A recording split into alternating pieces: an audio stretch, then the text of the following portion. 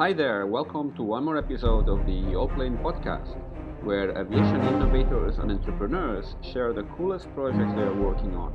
First of all, the usual reminder that you can find all the previous episodes of this podcast, as well as many other interesting aviation stories, on our website, Allplane.tv. That's Allplane.tv.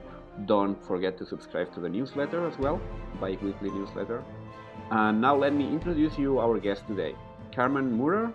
She's the communications director of Synhelion. You might not have heard about Synhelion just yet, but this Swiss startup is working on a cutting-edge technology that really sounds like magic. Imagine you could make sustainable aviation fuel out of sunlight and water. Well, it's a bit more complex than that, but stripped to the very basics, this is essentially the basis of Synhelion's technology. So, quite understandably, this has drawn the attention of major energy suppliers such as Eni of Italy, but also other major players in the aviation industry such as Lufthansa Group and Zurich Airport.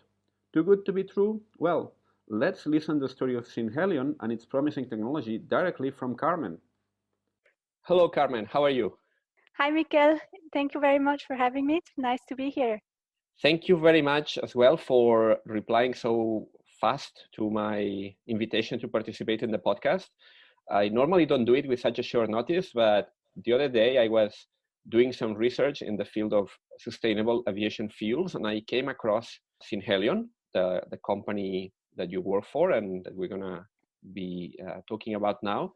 And I was really, really fascinated by the way you present your technology. I found it really very futuristic sounding because you are in the business of making solar fuel. So you are creating sustainable aviation fuel from the energy of the sun, basically. I think it's very interesting if, you could share some insights about how this technology works with our audience. Yes, thank you. I'm very happy to do that. Many people say that our technology sounds a bit crazy at first sight, because you could actually say that we turn air and sunlight into fuel. So that sounds a bit like magic, but when you look at it, it's actually quite logical.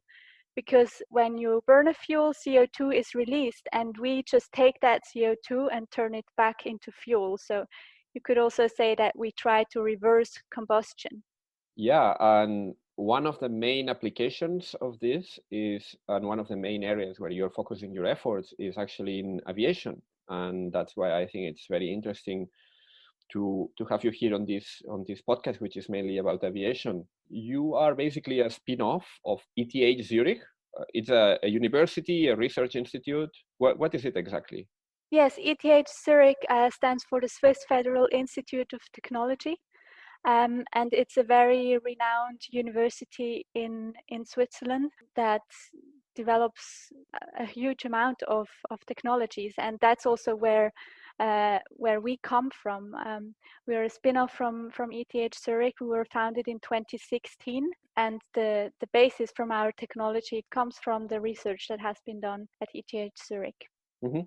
You were incorporated in 2016, but I think the technology itself has been developed already from an earlier time, right? Because in 2000, I've seen in your website, 2014, you already managed to create some fuel using this small scale version of this technology. Is that right? Yes, that's right.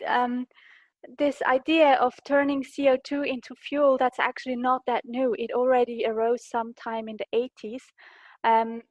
It sounds very easy, of course, to just reverse combustion, but afterwards, if you get to the nitty-gritty, it's actually not that simple. So decades of research went into this, and then in 2014 we had a big breakthrough at ETH Zurich, and we managed to produce the world's first fuel from CO2 and water in the lab.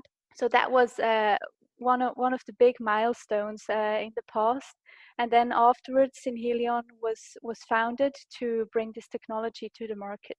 You've attracted the interest of some major players, both in the oil industry and aviation industry as well. And that's actually the thing that caught my attention as someone that covers the aviation industry, is that you have as partners no less than Lufthansa Group and Zurich Airport, as well as Italian oil company Eni. What can you tell us about this link with industry?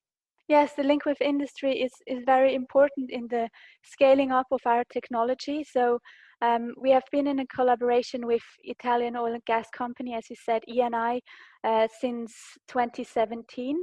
And they are supporting us in the development of our reactors. So the reactors that actually turn CO2 and water into fuel. And then we also have partnerships with our future end customers, you could say. So for example, Lufthansa Group, we entered a partnership with them last year, and there the main focus of this partnership is to make sustainable aviation fuels available on the market and to bring them to the market as quickly as possible, because of course the aviation industry needs to reduce its carbon footprint, and it is, I would say, widely agreed that sustainable aviation fuels is the best, the quickest, and the most realistic way to really quickly reduce CO2 emissions in the aviation industry. So yes, we are in a collaboration with Lufthansa and its airlines, Swiss, Edelweiss, etc.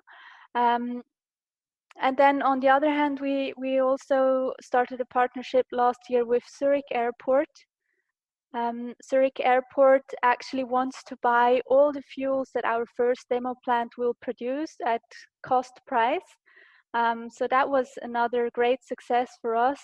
And it just shows that the industry is really interested in our product and they are just waiting for it to be available. Sounds great. So you already have kind of sold your product beforehand, right? Yeah, you could say that.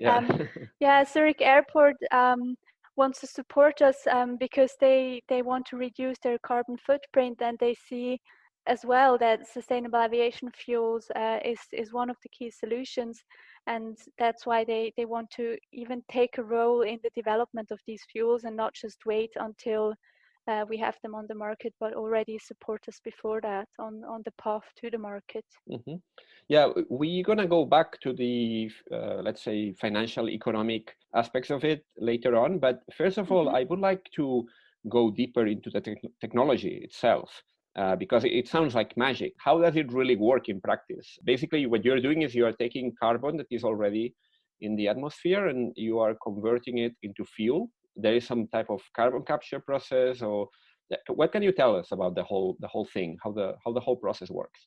Yes, that's right. So the end vision is to take CO2 out of the air and then turn it into fuel. And with that, you can close the carbon cycle, because when you burn this fuel that you produced from CO2 that was taken from the air, you actually fly net zero. Your net carbon footprint is zero, because this fuel only releases as much CO2 when it's burned as it consumed when you produced it. So you're recycling. You're recycling the carbon pretty much. So yes, we are basically recycling CO2. That's right. So to go a bit more into detail how this works, we work with concentrated solar heat. This means that we have a solar tower which is surrounded by a mirror field, and these mirrors, they focus the sunlight onto the top of the tower. And there at the top of the tower, we have our technology. So the first part of our technology is a solar receiver that generates high temperature process heat. So that's 100% carbon neutral way to generate process heat just from solar radiation. And then this process heat is fed to our reactor, and this reactor turns CO2 and water into synthesis gas. And synthesis gas is a precursor to fuels. So you can turn the synthesis gas into any type of fuel afterwards with standard refinery processes. So you can produce jet fuel, but you could also produce diesel or gasoline. Okay, so to summarize, if I understood correctly, you take the energy from the sun, you concentrate it in one point to generate a lot of heat. Then you, from another side, you take carbon. Where do you take this carbon? From the air or from what source? Yeah, so our end vision is to take it from the air, but that's not we who do it. There's another spin-off from ETH Zurich that specializes in carbon capture, Climeworks. Maybe you've heard of them before, but there are also other players in the market by now. But then there are also other sources of CO2 we could use at the beginning. For example, cement manufacturing, they have a lot of CO2 emissions that they can't stop because they just come out of the stone when you produce cement. And that would be another source where we could take CO2 from and recycle it to produce fuel with it. Yeah, actually, I've seen on your website you have mentioned a very important cement company called Cemex as one of your partners as well. Yes, that's right. With Cemex, we are developing a technology that goes slightly in a different direction, because there we are looking to use our high temperature solar process heat to drive the whole cement manufacturing plant. So that's not directly linked to fuels. That has something to do with our technology, where we can produce high temperature process heat. But of course, they are also, or they could be an important source of CO2 for us in the future to produce fuels. So we have this like two ways how we could collaborate in the future. So then back to the process, you have solar energy coming one side, concentrated, creating heat. Then you feed this carbon, this CO2 and water, and there is some type of chemical reaction, I guess, that produces this synthetic gas. And then the synthetic gas needs to be converted into liquid fuel that aircraft can take. Yes, that's right. And the important thing to mention is also that this technology already exists. So turning synthesis gas into jet fuel or gasoline or diesel, that's an established technology. So we're not developing that. The tricky part is really how you can create synthesis gas in a sustainable way. So that's our expertise, and that's the solution we offer. Sounds very good all together, but what are the challenges then? I mean, is it a problem of the cost? Is it the problem of the scale that this technology works at? What are the main obstacles you're finding to turn this into a mainstream thing? Okay, so of course it all sounds very simple, but in the end it's not that simple. So as you said earlier, in 2014, we produced the world's first fuel in the lab. And then in 2019, we took it a big step further and we produced the world's first solar fuel under real field conditions. So we could really demonstrate the whole process chain from capturing CO2 from the air, heating it up with sunlight and turning it into fuel. But that was just a small plant that we had in 2019. It's located on the rooftop of ETH Zurich, and it produces about 1 deciliter of fuel per day. So that was an important step in our development, and now we're scaling the technology up in order to build big industrial scale plants, and that's the step where we are currently working on. We are scaling up our technology. We're scaling up the individual parts of our technology in order to produce fuels. And the next step will now be to build our first industrial scale demo plant, which we want to achieve by 2023. And then after that, we want to build our first industrial scale plants that will produce fuels that we can sell to our customers. You building these plants in Switzerland or where? So of course, it's very important to have good solar resources. Now, for the first demo plant, we will probably build it in Switzerland or in Germany. where the solar resources are not ideal, but the knowledge and we have in this region is ideal in order to build this plant very quickly. And then after that, by 2025, we want to build our first 2 commercial plants, and these commercial plants will be located in sunnier regions. So probably south of Spain, for example, that would already be a very good solar resources spot. What are your expectations in terms of the reach and scope of this technology? I guess if this works out as expected, it could be really huge. I mean, it's a very, very big market. But what about the cost? You have an agreement with Zurich Airport to supply the airport with this. What are the financials of this? I mean, it's known that biofuels normally are more expensive than regular kerosene and jet fuel. Is it the same case here as well, or are there other factors that might bring costs down if that was obviously the obstacle? Yes, there are a lot of factors that can bring costs down. So you are right, our fuels will be a bit more expensive than fossil fuels in the beginning. They're going to be more expensive. By what factor? Are there any figures for that? That could be about twofold, but that still remains to be seen how much more expensive they are actually going to be. There's also politically a lot of movement going on at the moment with CO2 taxes. More and more countries commit to net zero. Yeah, there's really a lot of movement in this field at the moment. But nevertheless, for us, fossil fuels are the benchmark, because we believe that we can only make a big impact and not stay a niche product if we can be competitive with fossil fuels in the future. So this is really our goal, to bring costs down. And of course, we have to build large plants. So when you build large plants, you can also drive costs down more effectively. So at the beginning, the fuels will be more expensive than fossil fuels, but over time we want to reduce costs. And the potential of this technology is really huge, because in theory you would have enough available land worldwide to produce several times the fuel demand that the world has.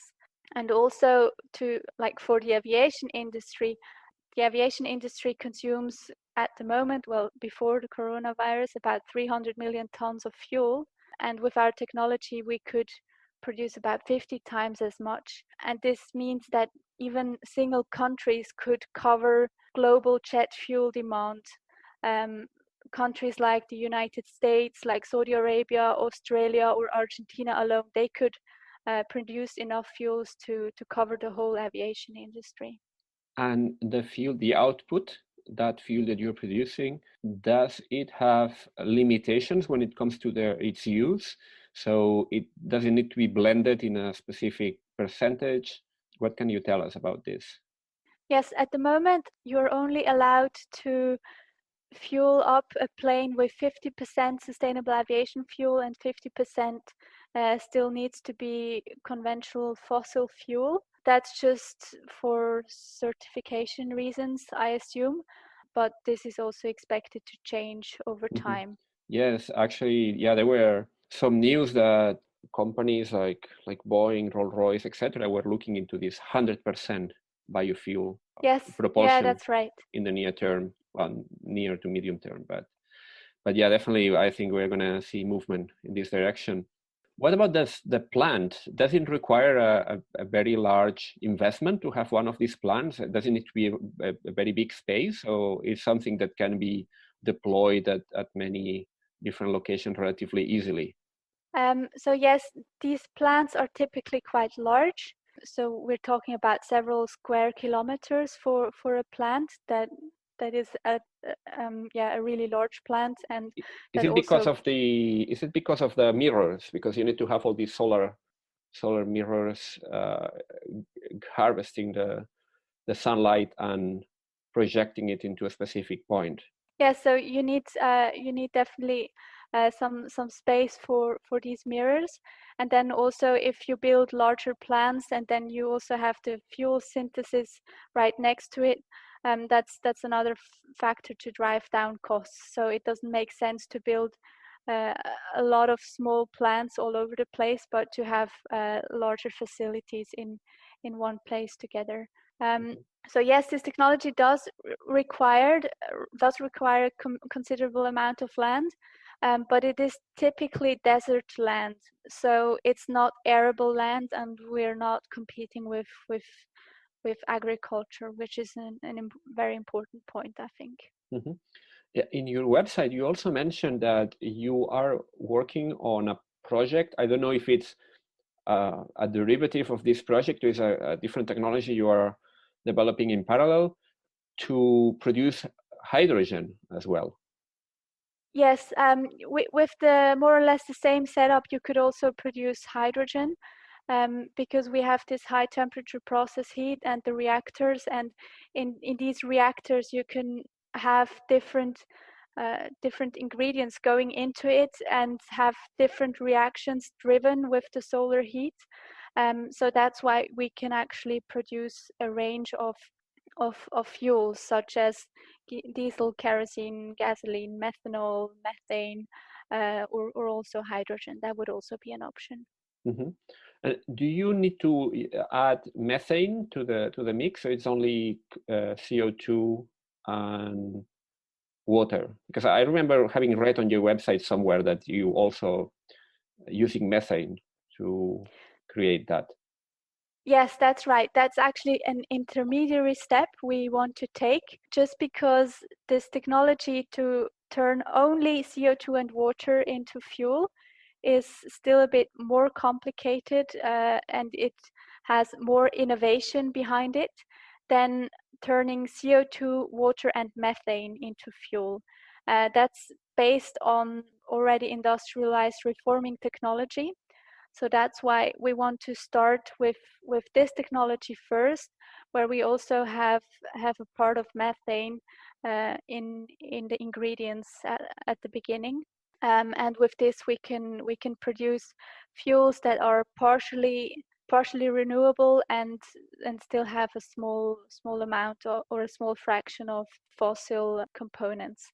Unless you could, of course, for methane, you could also take biogas, for example, and then it would be fully renewable again if the biogas is produced in a renewable way. So 2023 is when you said the experimental plant is expected to come into service or to be built? So, to come into service, yes.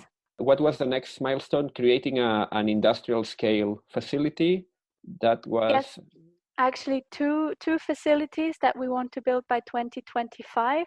2025, okay, yeah. Yes, and then afterwards we want to scale it up further to build more and larger plants. And then by 2030, we want to produce as much fuel that we could cover about half of Switzerland's jet fuel demand. So if you look at it globally, you could say, well, that's still not much, but if you look at it for a single country, that could already cut CO2 emissions from the aviation industry by 50%. Mm-hmm. And then by 2040, we want to reach a capacity of about 40 million tons of fuel per year. And that would equal to about half of Europe's jet fuel demand. So we do believe that we can actually make a difference and really cut CO2 emissions effectively in the aviation industry. Mm-hmm. We're talking big numbers here, and I guess there's a lot of investment expected to go into this. How are you funded? Are you a startup with private investors? Do you have venture capital? Do you expect to fund this expansion through industrial partners like the ones we've mentioned before? What's the plan? So up until now, we have private investors. We've already raised about 16 million Swiss francs today. That's more or less the same in euros. 16, huh? 16. 16, yes. And now we're actually right in the middle of our next investment round. to finance this plant that we want to build by 2030, by 2023. Sorry, our first demo plant, the large scale one. Very good. Sounds very, very interesting. So, yeah, I really hope that these technologies can become a reality really soon. Is in this regard, on the commercial side, are you expecting airlines to become more active in the biofuel scene? What is your view in terms of where the market is going? We think countries like Norway are going to start to make mandatory to have a certain amount of biofuels, etc. Do you see the rest of the countries following in this direction?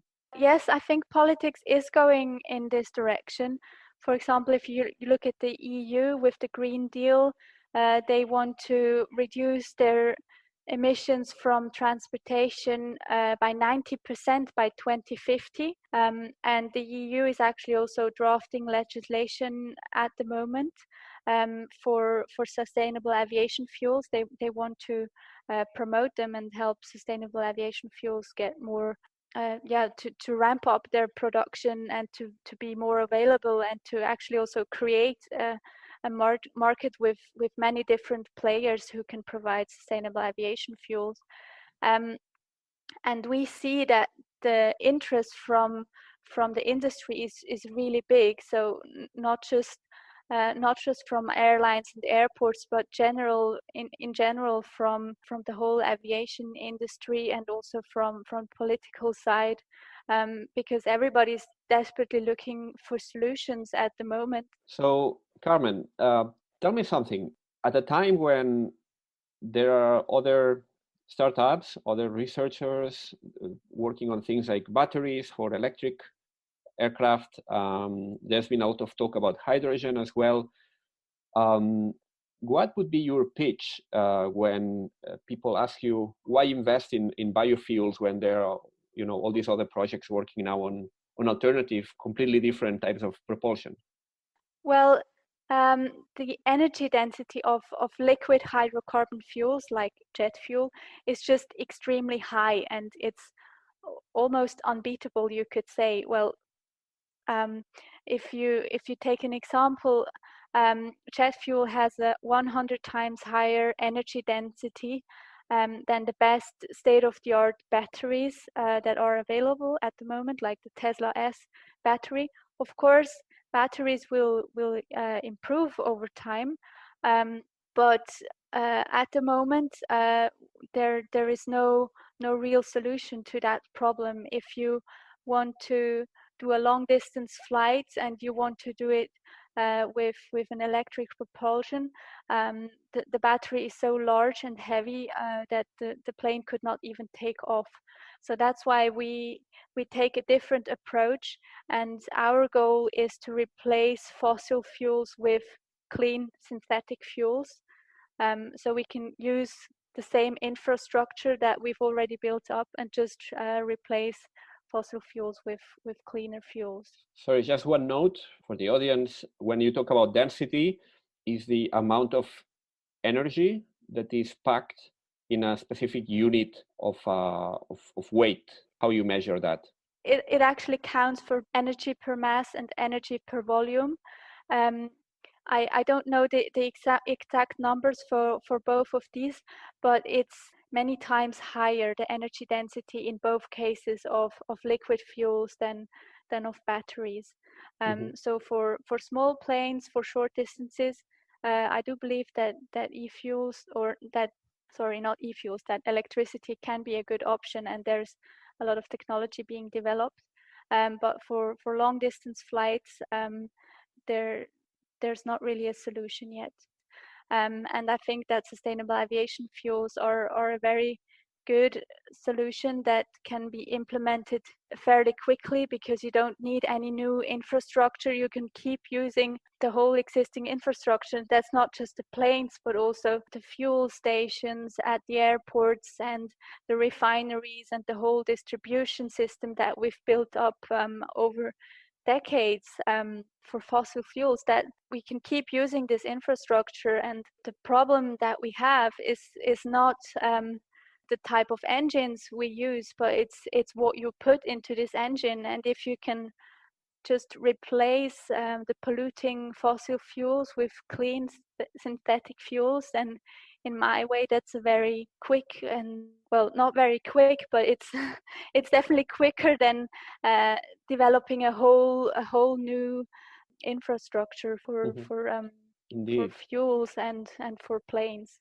Yeah, we were talking about this, how to use existing technologies and infrastructure the other day with another guest in the podcast, that they do software to help airlines to save fuel and fly more efficiently with their existing technology. So that's often an overlooked area of this green aviation push, because obviously there are the moonshots, and well, yours is a moonshot in a way because you are developing a really novel technology, but on the other side, on the side of distribution, you can count on what's already there. So that I think makes it very interesting as well.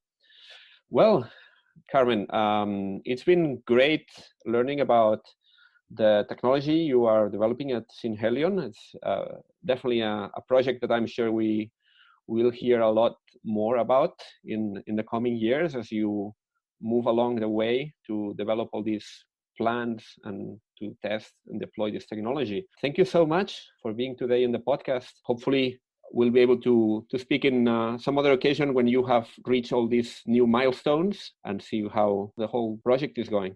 Yes, thank you very much. It was a pleasure to speak to you, and I'm really hopeful that with all the technologies that are being developed at the moment, not just ours, but there's so much innovation in the market, and I'm really hopeful that we can reach net zero with all of these technologies.